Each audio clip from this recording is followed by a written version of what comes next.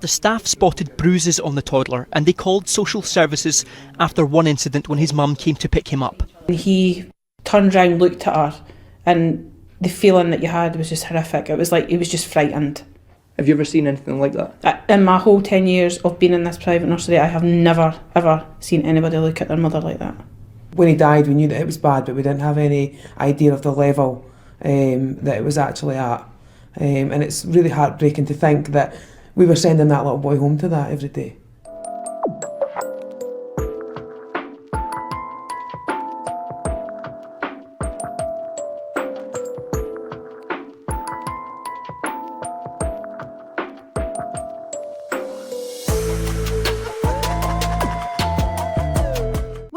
Welcome back. I'm Cassie and this is A Wicked World. The story I have for you today is one about unspeakable torture and unnecessary cruelty to not just one child, but 3 children. And the 2 little boys who survived it all helped to get justice for their little brother by bravely recounting the details of what they had gone through at the hands of these monsters.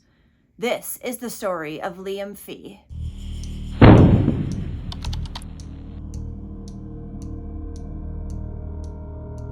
Liam Fee was born on August 12, 2011 to Rachel Trelfa and Joseph Johnson in Wrighton, which is a village in Tyne and Wear, England. He had 2 older twin brothers, and Liam was said to be a happy-go-lucky little boy who loved to dance and play with other children. Liam's parents met in 2005 and quickly moved in together. In 2007, they had the twin boys, and then, a few years later in 2011, they would have Liam.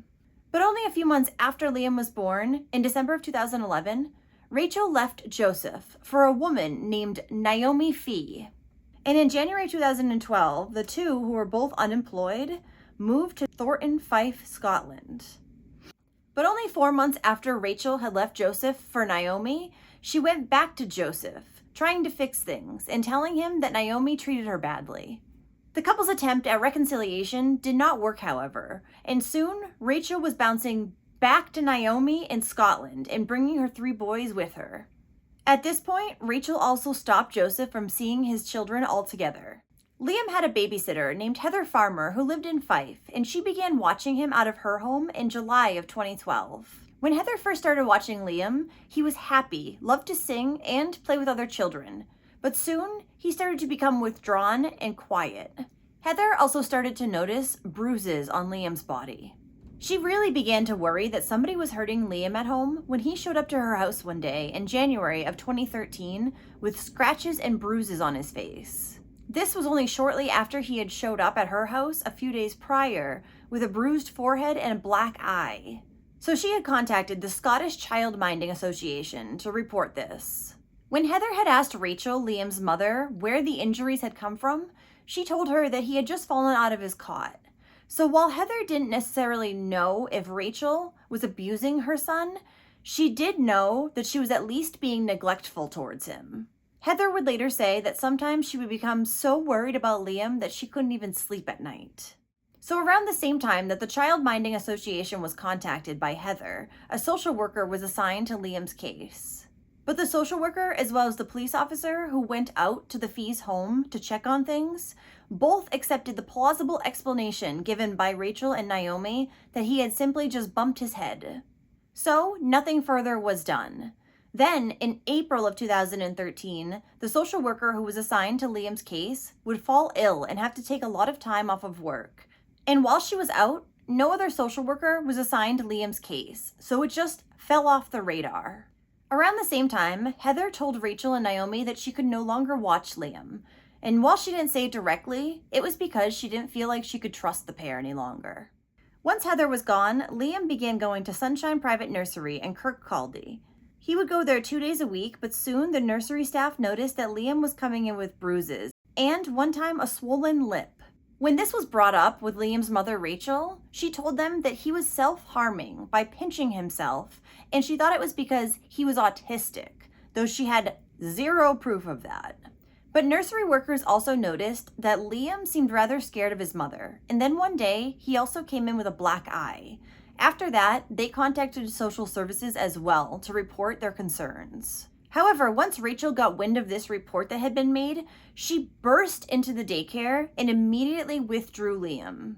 So the social worker who was assigned to investigate these allegations that were made by the nursery decided that the marks on Liam's body were not made by an adult, and she accepted the explanation that he was self-harming at 2.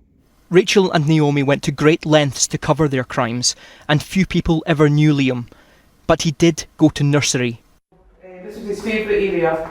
He liked to play in the small world, little cars, things like that. His teachers told me about the 2-year-old they saw. His smile was infectious. As soon as you seen him, you felt yourself wanting to smile because he was so happy to see people. But the staff spotted bruises on the toddler and they called social services after one incident when his mum came to pick him up. He turned round, looked at her, and the feeling that you had was just horrific. It was like he was just frightened. Have you ever seen anything like that? In my whole 10 years of being in this private nursery, I have never, ever seen anybody look at their mother like that.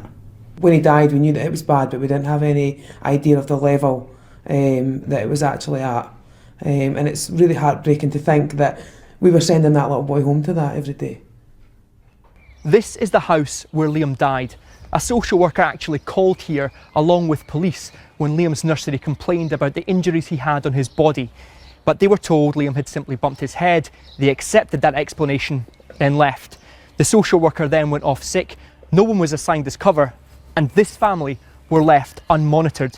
When Liam was subsequently brought in for a medical examination, the fact that he had been losing weight was not even noted, and child abuse and neglect was not at all suspected at the time. Then in September of 2013, a woman named Patricia Smith, who knew the family, also got in touch with social workers after she had seen the family outside one day. Liam had been sitting in his carriage and he had a blanket over his head. When she was able to see his face, she said he looked awful and she didn't know if he was drugged or dead. Not long after that, one of Liam's brothers also obtained a foot injury, which was left untreated until he eventually had to be hospitalized for it. A neighbor reported this injury to a social worker, but never heard anything further. Then on the night of March 22nd, 2014, shortly before 7:30 p.m., neighbors of the family heard shouting and hysterical crying coming from their flat. And less than a half hour later, a 999 call would be placed by Naomi, saying that Liam was unresponsive. First responders arrived at the home at 8:03 p.m., and they noticed that Liam's body had already started to stiffen, which means he had not just died, as the two women were claiming. Now, Naomi and Rachel had also concocted a story for the first responders as well as police. They claimed that Rachel had been out that evening, and Naomi had put Liam to bed early. She then went up to check on him around 7 p.m. and let out a blood-curdling scream when she found him lifeless and pale. As the first responders were attending to Liam, Rachel brought out one of Liam's older brothers and pushed him in front of officers, demanding that he tell them what he had done to his little brother. When he didn't say anything, Rachel told police that he had been the one who suffocated Liam.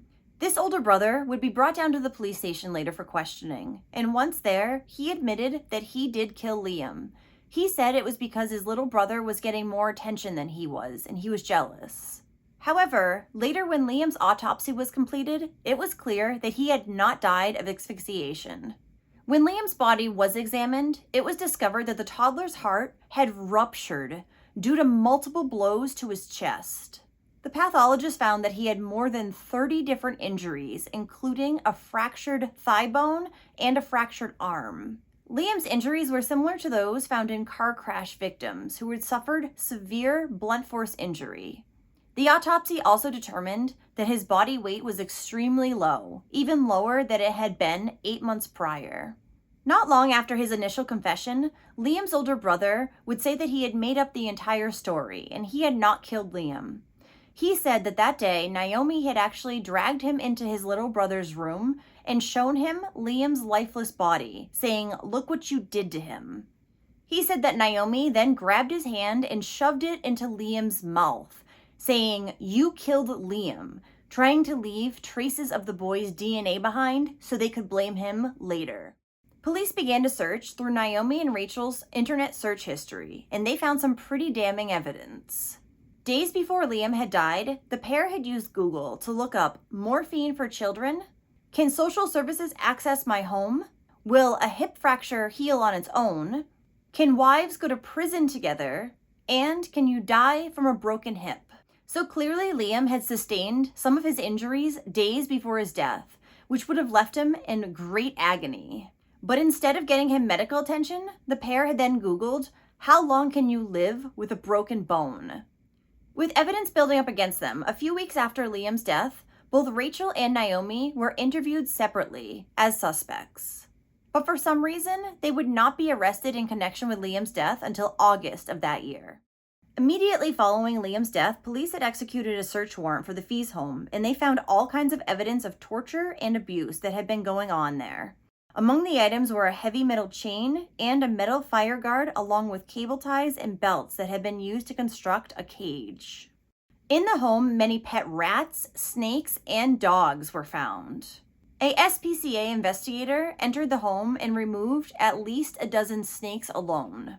Once police spoke with Liam's twin brothers, it was clear that Naomi and Rachel had been carrying out sustained attacks on all three boys for years. So both of Liam's brothers were questioned separately over the course of a few weeks by a social worker as well as a police officer. Gradually, they became less withdrawn and less frightened, and they started to tell their story. One child spoke about being forced to spend the night in a makeshift cage with his hands tied behind his back by cable ties. He also said that his hands and feet, which had been bound by these cable ties, would swell up so much that Naomi would call him pudding hands. Well, I don't really know what that means, but... On one occasion, the boy had been tied to a bed in Naomi and Rachel's room, and there were snakes in that room. Naomi had told him that the boa constrictor ate little boys. Frightened, this boy had hatched an escape plan and attempted to escape from the home 3 times, but he was caught each time, brought back, and beaten. He also spoke about how Naomi would punch him, as well as press her foot down on his neck so hard that he would black out or sometimes see very bright lights. This had been the little boy who also had a foot injury of January of 2014, but in addition to not getting him timely medical care, Rachel and Naomi had also stepped on and squeezed his injured foot. Both of the boys would also say that they were forced to take cold showers if they ever wet the bed, which was inevitable because Naomi and Rachel would not let them leave their bedroom after they had been put to bed for the night to go pee. Liam's other brother recalled having to eat dog feces, his own vomit, and having his soiled underwear rubbed in his face. At one point, Naomi had also shown one of the boys a drill-type device and told him that she was going to cut off his private parts with it. She had also shown this same child a sawing-type machine and told him that she had used it to kill his father. On one terrifying occasion, the pair even put a cage filled with rats on top of the boy's head. And there were even more accusations made by Liam's brothers about the abuse and torment they went through. This abuse was extreme and endless. Neighbors told police that they had not seen the boys outside in months, and when they had previously seen them, the women tried to pass off Liam's injuries as being self-inflicted and because he had autism. Detectives were getting the idea that Rachel and Naomi were very, very close, and the children were simply an inconvenience to them.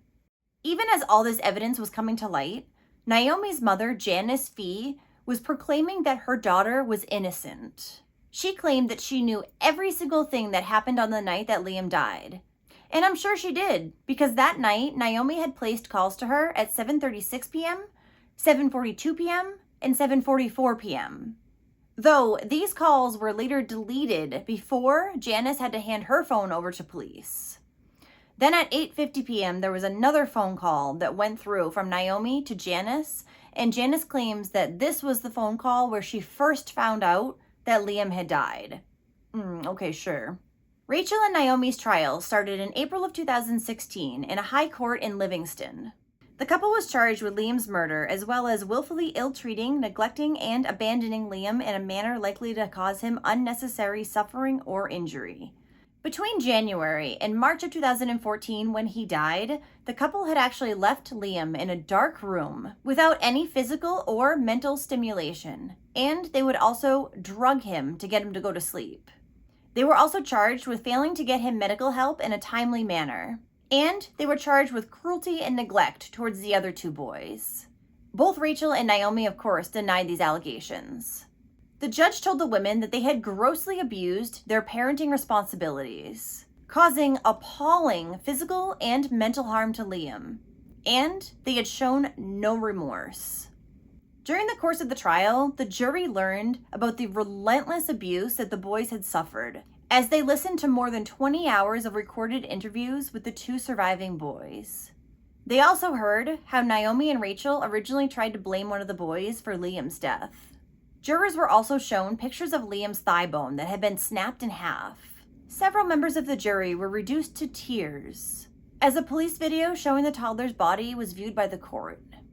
When it was her turn to give evidence, 28-year-old Naomi Fee told the court that Liam was never punished at home because there was no need to. But she also said that she was concerned with Liam's behavior once she noticed he had become more withdrawn and was, again, self-harming. She claimed that Liam's behavior had only started after one of his older brothers had begun to display sexualized behavior towards Liam. She said ever since then, little Liam was never the same.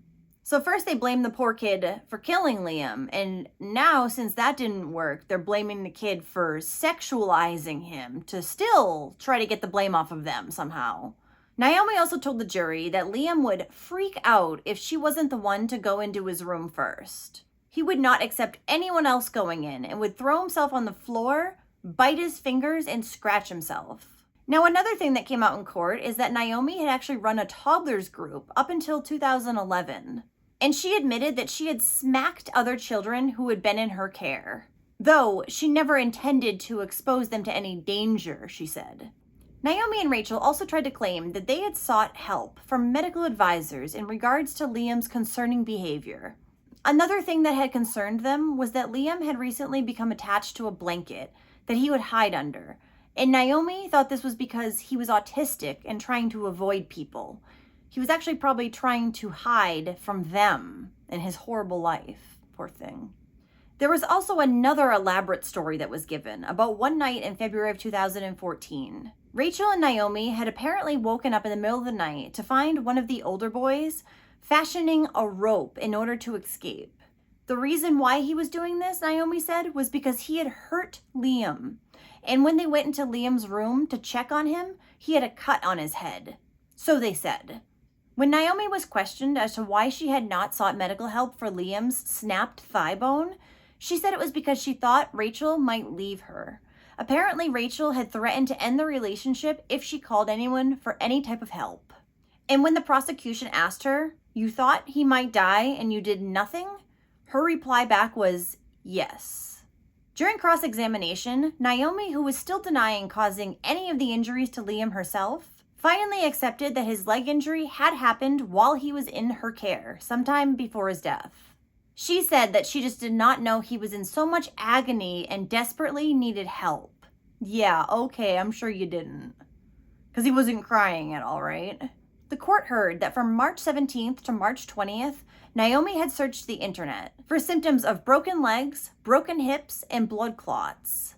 In the 999 call, which was played to the court, a distressed Naomi could be heard sobbing and saying, oh God, and please, please, as she claimed she was attempting to perform CPR on Liam with the help of the operator. She would also say on this call, trying to blame Liam's brother for his death, he held his mouth closed. He said he held his mouth closed and his neck because he was crying, because he was trying to hurt him. Both women claimed that they were absolutely devastated and in shock when they realized that Liam was dead that day.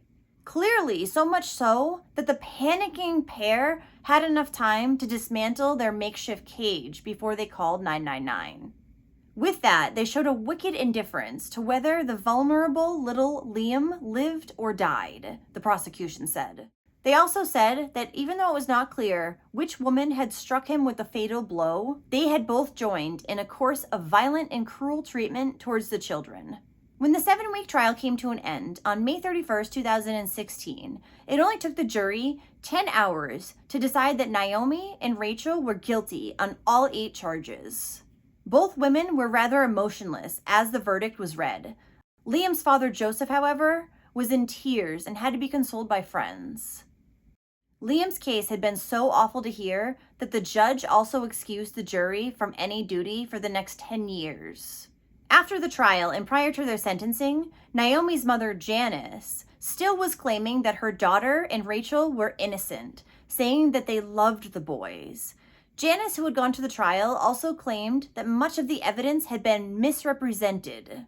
When it was time for their sentencing hearing in July of 2016, Rachel was sentenced to serve a minimum of 23 and a half years behind bars, while Naomi was sentenced to 24 years. Both women had been expected to be kept at Cornton Vale Prison, but Rachel was transferred to Sawton Jail in Edinburgh shortly before they were sentenced. Both women were apparently fuming about the transfer, because while they were at Cornton, even though they were not in the same jail cell, they had been allowed to see each other during recreational time. I'm glad they separated them. They have no right to be happy at all.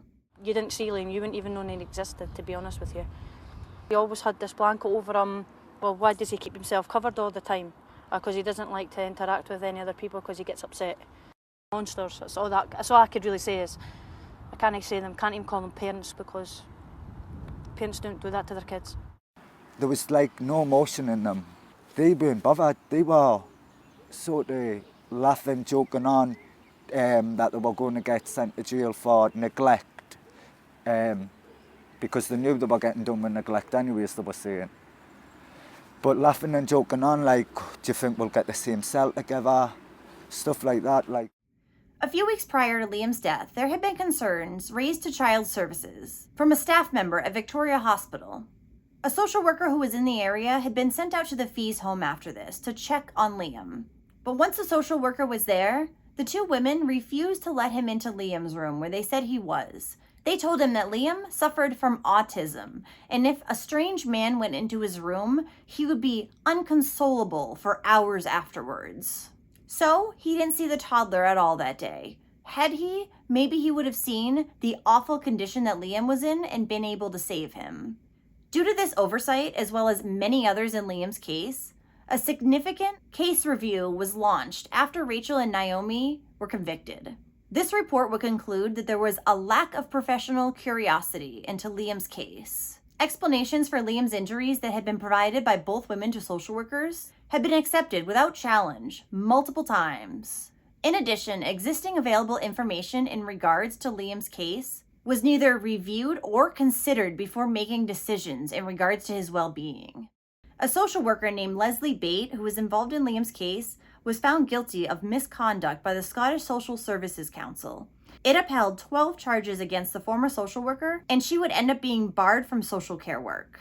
The findings against Leslie included that she had failed to report a number of visits, failed to properly assess risks, and failed to report cases to other support teams. In a number of cases, including Liam's, all of this had amounted to neglect on her part. This social worker, Leslie, was said to be intimidated by Naomi and did not like to visit the home. Instead, she would call the Fees into her office when she needed to speak with them. Leslie was also said to be very disorganized and did not keep clear records at all. The thing is, Leslie was not the social worker who was involved with Liam's case in the period before his death. She had actually been the social worker who had gone off sick back in April of 2013.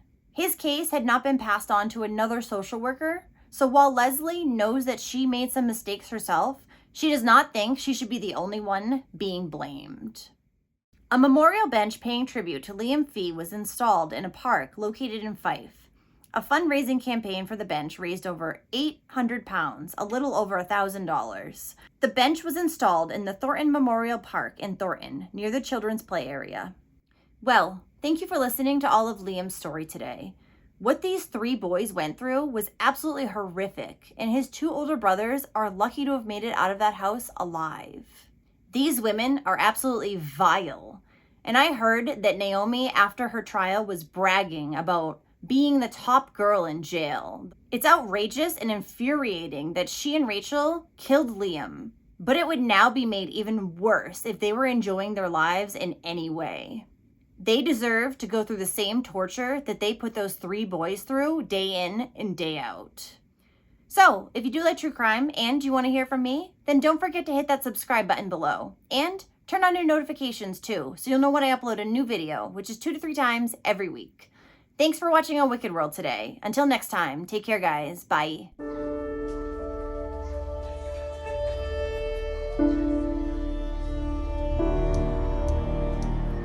Thank you for being patrons of A Wicked World. Adina, Alana, Allie, Amanda, Amberly, Amy, Angela, Angie, Brandy, Brother Mike, Carrie, Catherine, Cecilia, Celia Cruz, Shantae, Claire, Danielle, Danny J, Drew, Emily, Eric, Frank, Georgia, Haley, Hanorama, Hannah, Jackie, Jen, Jennifer, Josie, Kara, Christy, Kristen, Lori, Lindsay, London, Mandy, Marion, Mary, Mel, Melissa, Mimi, MJ Kelly, Neoma, Nikki, Owen, Ray, Robin, Sharon, Starlit Sky, Stephanie O, Stephanie T, Susan, Suzanne, Tamra, Tammy B, Tammy S, The Huntsman, Tracy UK, and Whisper 216. You guys rock.